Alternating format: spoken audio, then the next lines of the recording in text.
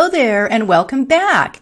And in this tutorial, we're going to explore the good and the bad and the ugly about dairy and if you should include it in your healthy lifestyle. So, is dairy good for you? What we know about dairy is that it is one of the most common sources of both food sensitivities and also food allergies. And many people after the age of 2 are what we call lactose intolerant, meaning lacking the enzyme needed to digest dairy.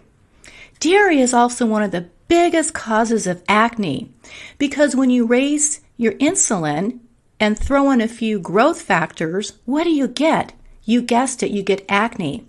All dairy products, including yogurt, cheese, ice cream, the cream you put in your coffee, contain hormones that turn on the oil glands that causes acne, and we're finding that that could be contributing to our current upswing in adult acne as well. So even if the label on the product says no hormones, that is impossible, and we're going to clarify that shortly. So even people who can tolerate dairy can still have issues with it. How do you know if you're sensitive to dairy? So here's a couple of ways to figure that out. Is you can have mucus problems, gas, bloating, sinusitis, persistent cough, or even rosacea. Okay? So let's say that you can tolerate dairy and you don't have any, symptoms as far as acne or bloating or sinusitis, but guess what? Dairy can make you fat, and we don't want to be fat, right? So here's what happens. Because once again, it can promote insulin resistance, this contributes to weight gain. So the more milk you drink, the more weight you're going to gain. Now, how does dairy make us grow? I mentioned that earlier. Let's look more closely at the growth factors. Something you probably don't think about when you have milk or milkshakes or pizza with cheese, right? What is dairy? Basically, dairy is to help little baby animals grow, right? So every mother's milk is full of natural anabolic hormones, or what we call growth hormones. Hormone-free milk does not exist. Even the most organic, pure, and natural milk is basically a delivery vehicle for hormones, vital chemicals used to make us grow. That's it, period. So after we're babies and we're growing up, that same mother's milk can help us get fat and develop acne, which is what we don't want, right? Dairy promotes insulin resistance. So this, insulin resistance, which I've talked about before, causes weight gain and weight loss resistance, which is why a lot of my clients that drink milk have a hard time losing weight.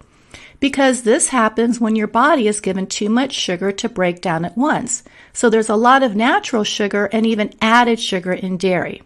But here's where it gets kind of complicated. Even though it's low on the glycemic index, dairy affects insulin secretion. So people who consume dairy products usually suffer from elevated insulin and insulin resistance. Dairy is bad for your bones.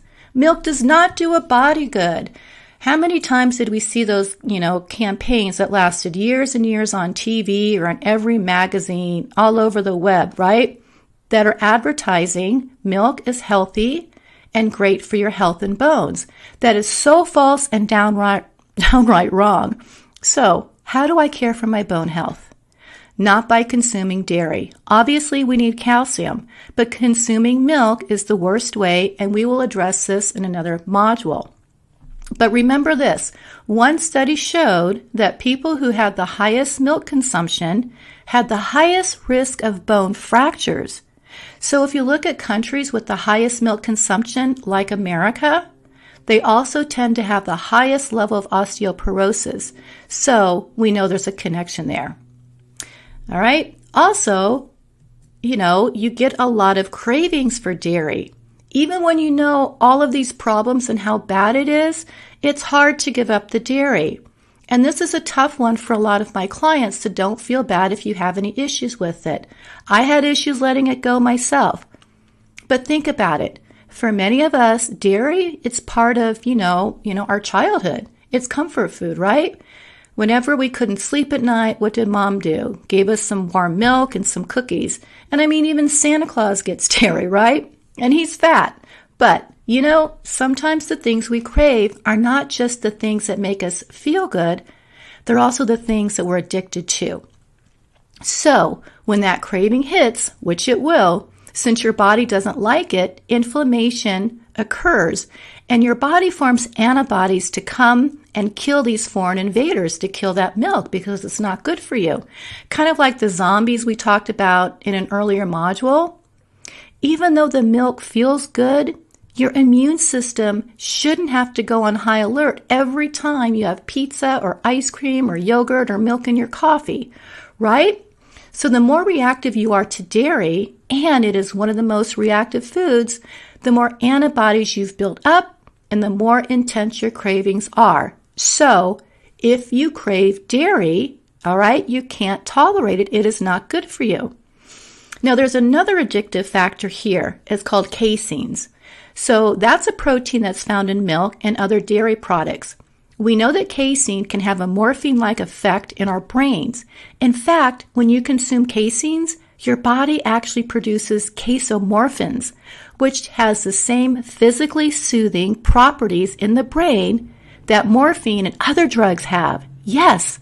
And scientists claim that the reason for the casein in the mother's milk is so that the nursing calf gets addicted to the mom and the milk, and it keeps coming back for more, so it grows up healthy. But this is beautiful nature and how God made our bodies. But it's for an animal and not you. So when you feel calmer and happier after eating a grilled cheese sandwich or macaroni and cheese, or having some ice cream or some cocoa, that's what we call a psychological reaction. So you have two things going here. So now let me ask you, is dairy good for you? No. There's a lot of alternatives to animal dairy like coconut milk, almond milk, macadamia milk, and even oat milk. Make sure to check the sugar content when selecting alternative dairy products. And if you need help with this, your coaches are on standby for you. All right, thank you, and we'll see you in the next module.